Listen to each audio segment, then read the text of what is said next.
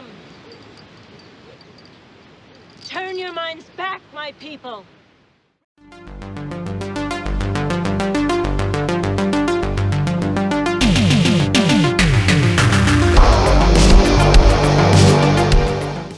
Director John Guillermin, best known for The Tower Inferno, brings us Sheena, Queen of the Jungle.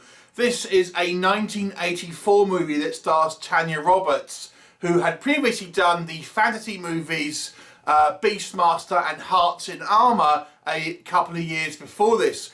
So Sheena, Queen of the Jungle is actually based on a 1930s property, and although there have been a few adaptations of Sheena over the years, I would say this one is the most well known.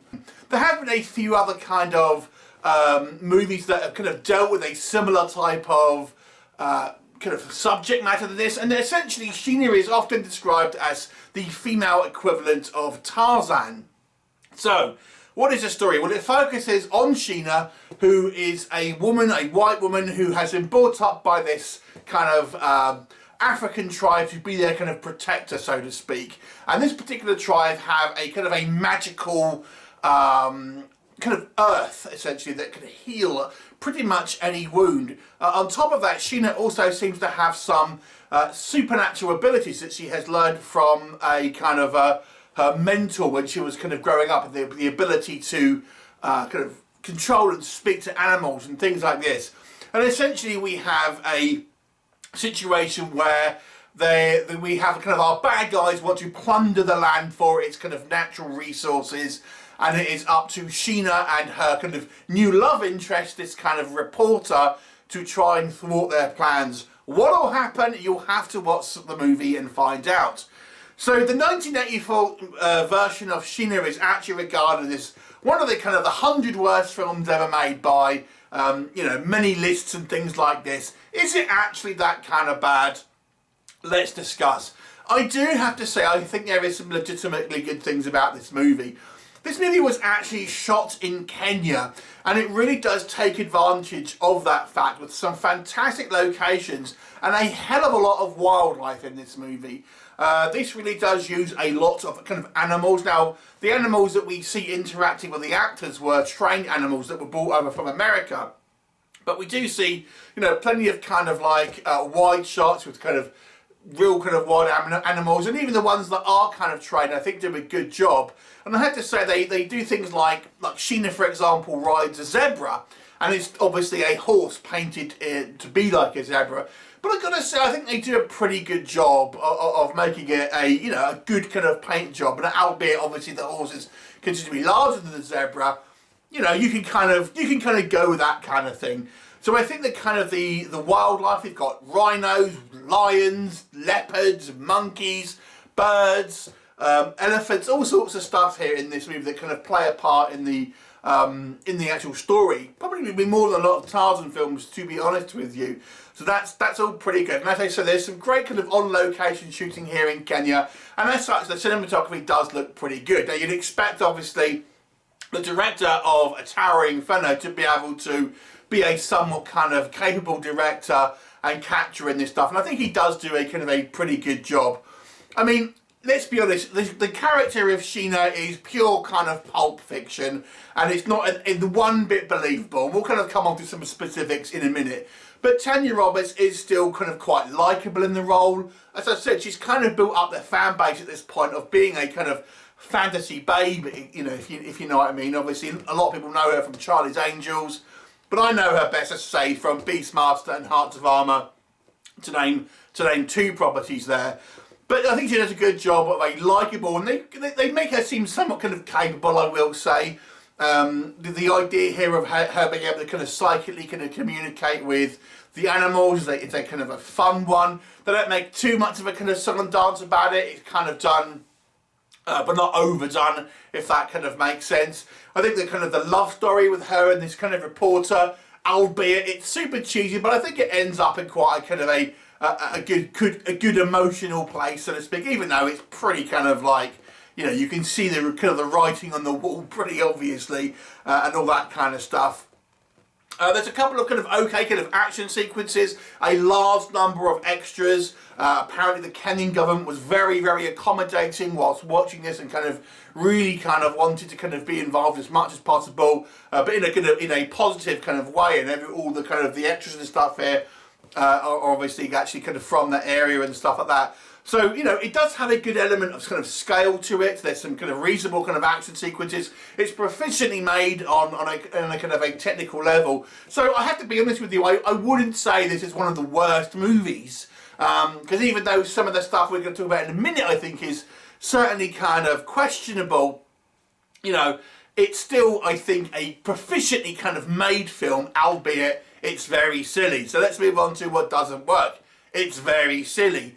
I mean, Tarzan and its concept, these days especially, I think, you know, it stretches the kind of the credibility to some degree. And Sheena goes one step kind of further than that with her, you know, eye makeup, her blowout hair, not a blemish on her body, not a single wound or anything like that, or, you know, so not a bit of dirt on her. Yeah. So, you know, it does look like a Hollywood actress kind of with her kind of like blowout hair and everything, waltzing around a kind of jungle. So certainly not the least bit kind of realistic in any sense of the imagination. It is a fantasy film, albeit it's not a kind of sword and sorcery fantasy, but it's a fantasy film. But, you know, it ends up being kind of cheesy because of this quite silly kind of concept. Now, this actually came out around the same time as Greystoke, The Legend of Tarzan, which was a much grittier kind of Tarzan story when you can compare the two, because I think they were out the same year, I believe. You know, it kind of unfortunately becomes a somewhat of a comparison there, because obviously Tarzan took a more grounded, realistic approach than the Greystoke Legend of Tarzan, so this much more gritty and realistic portrayal compared to this like pulpy kind of silly kind of ideas here. The characters are kind of quite broad, you know. We have the typical kind of like square-jawed guy that happens to kind of get thrown in Sheena's way. Then, of course, there's a kind of a romance and stuff like that. We've got despicable bad guys who, you know, who kill innocent people and are shooting the kind of animals and things like that. Despicable! And the dialogue here is like super hokey. I mean, you know, it's a family kind of like adventure film, albeit it has quite a lot of nudity in this. I watched this ages ago and I don't remember there being as much nudity, but I was quite surprised, to be honest. There's a reasonable amount here, especially from our Tanya, who doesn't mind getting them out.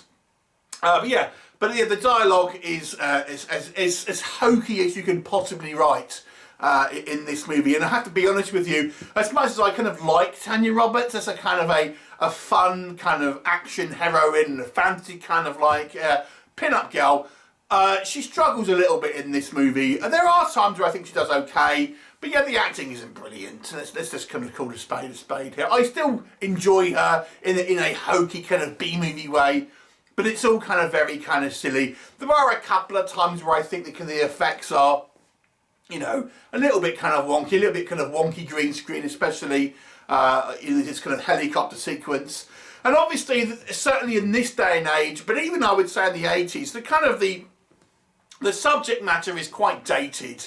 I mean, these days especially, the kind of the great white saviour kind of issues that this movie kind of projects, you certainly couldn't make it now. This movie you simply couldn't make in 2022. And even then, maybe it was kind of seemed a little bit old-fashioned, I have to say.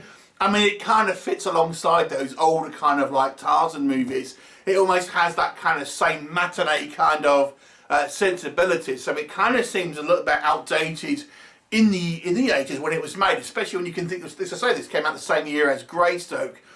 But I don't think it's necessarily a bad film. I think it's an entertaining film. I think this is like a good example of a kind of a big budget B movie ultimately. It's entertaining. It certainly isn't one you can kind of take particularly kind of seriously. But I have to say I still kind of liked its kind of fun adventure. You know, Tanya Roberts is, albeit not the best actress, but she still is a kind of a watchable kind of character. And I think she does a good job of at least kind of making this character watchable and interesting. And obviously the technical elements and the kind of the locations and everything here, I think are pretty good. So I'll give this one a 5 out of 10. I actually don't think it's nearly as bad as people say.